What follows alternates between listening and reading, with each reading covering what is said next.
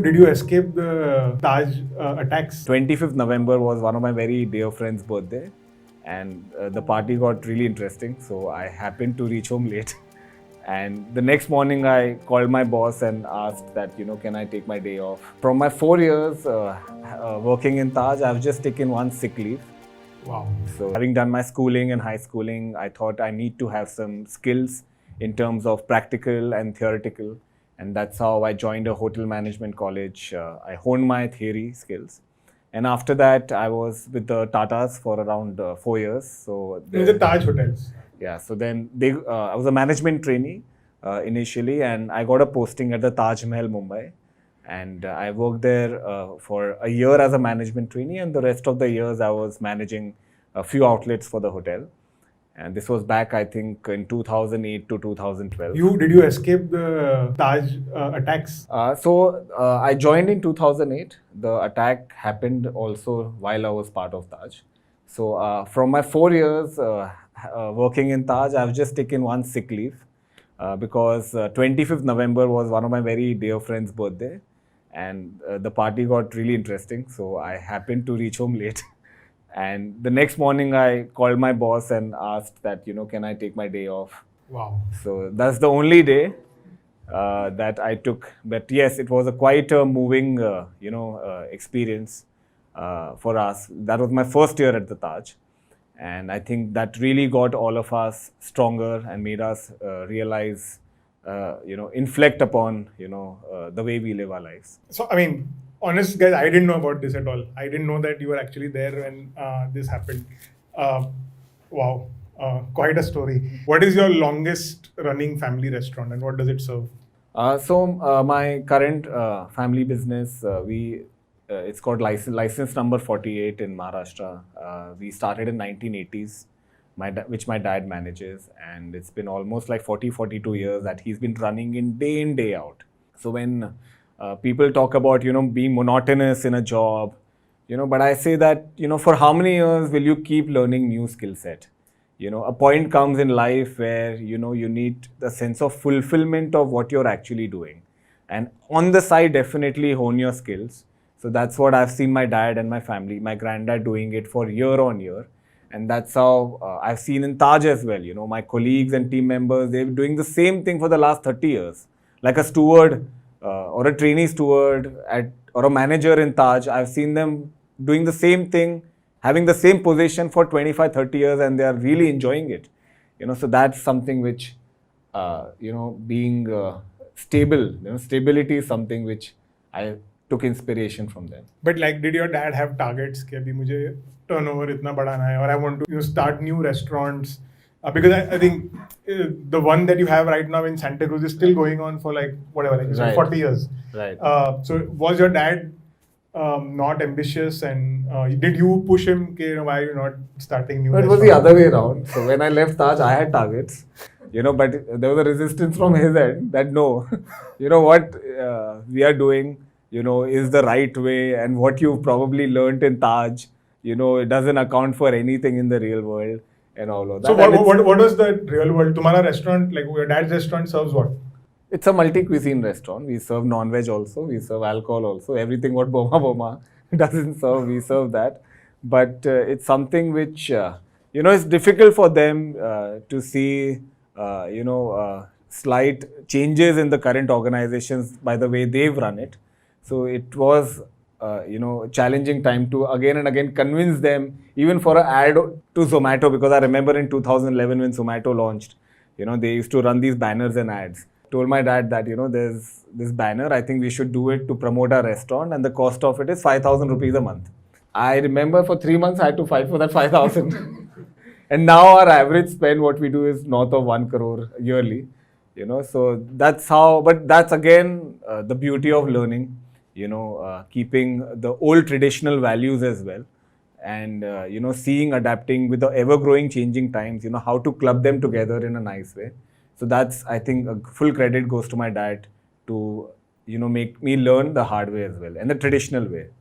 So did you spend any time working with your dad in the restaurant? Yes. So after I was done with Taj, in Taj I learned how to manage a restaurant. After that, to be an entrepreneur or in the restaurant or hotel line, there's not only restricts to managing a restaurant, you need to know how to build also a restaurant from ground up. So then I joined my friend's business in the construction line for 8 months before I joined my family business, just to learn how a building is made from ground up, how do you deal with the projects team, because there are minimum 35 agencies that we have to deal with to make a restaurant.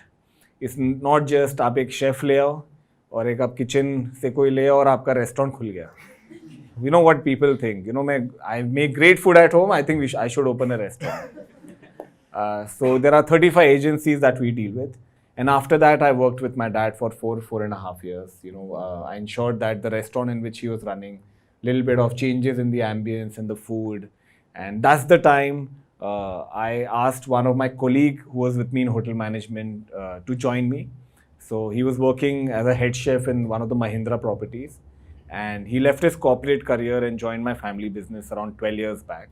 And now he's with me since last 12 years. And everything that you eat at Burma, you know, is the product what he's developed by my friend. So how did the idea of Burma come up, and when did you actually go all in and, you know, go about building it? What were the initial challenges? Where did you get startup capital? It's insane that, you know, for 12 years your co-founder has been with you. Tell us about those initial years. Did your dad feel betrayed? That you are leaving this and going and starting something new? What was the mindset? I think he was happy. He and especially my manager, who was with my dad since last 30-40 years, probably they were really happy that now he's gone. There'll be no headache from him. But yes, I joined my dad in 2011. Burma opened in 2014. 2011 is when Burma opened up to the world, the sanctions were lifted. And that is when I was planning to visit Burma. And I just told my chef, my friend Ansab, that, you know, I'm planning to go to this country. And he had never been abroad, you know, outside India. And Burma is not typically the first place that... because there are still restricted and unrestricted zones, you know, and you don't know which zones are those. If you happen to go in the restricted zones, you are shot at sight. So I said, you know, I'm planning to go. Are you? So he, you know, he was up for it. And you were going because of your mom's lineage there. Yes. Just to understand, you know, because, you know, being in the restaurant line, I've eaten the food what she makes at home. You know, my aunt makes at home. It's a very common affair, Burmese food at my place. And it's really, really tasty. And a lot of my friends who've come to my home, you know, they really ask for it. And I went to Burma with no plans, you know, and the moment I stepped foot there, you know, I was really taken aback that how different a country is. And this country is very special. Why? Because it's also, there are a lot of migrant population. During the British rule, a lot of migrants from Sri Lanka, India, Thailand, China, they happen to be in Burma. And it also has a lot of impact on the cuisine, the influences from all these countries. So getting a dosa, a biryani, a samosa, a paratha, you know, a Thai curry is so common in all parts of Burma, and it's become a part of their mainstay cuisine. And these are the flavors which we really also connect to, you know, Chinese, Asian, Thai as such. They don't eat cheese. They are supremely fit. They have, for them, our meals are like 3 times, breakfast, lunch, dinner probably. They eat meals 8 times a day, everyone. Like noodles they eat for breakfast. You know, the only dish probably that we knew was khao earlier, and for the first 3 times that I went to Burma, I didn't eat khao in Burma because I didn't get it anywhere. Then I was wondering, you know, like how come there's no khao in Burma? And by that time I had traveled length and breadth of the country in small villages.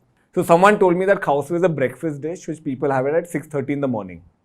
So one day I got up at 6:30 in the morning, and that is the time where people eat khao. So for noodles they eat, for breakfast they eat noodles, lunch noodles. Then they eat stir fries, soups. So that is when I said that, you know, hey, it's a country where there are a lot of options of food, a lot of salads.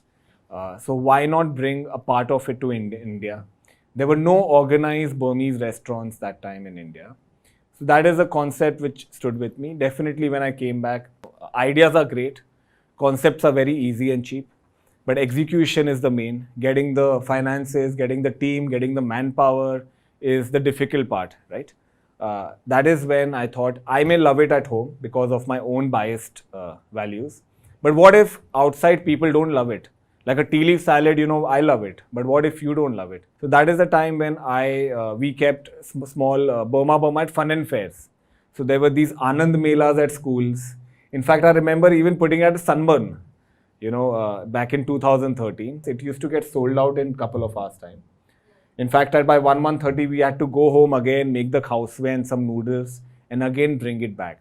So that definitely gave us the confidence that, hey, people are liking it. So why not start it as a restaurant? And at the time, I was still working with my dad. It was at the back burner. And how did I come around developing the concept is because so there are two co-founders. So one is myself, one is my school friend, Chirag. He's originally from a textile line.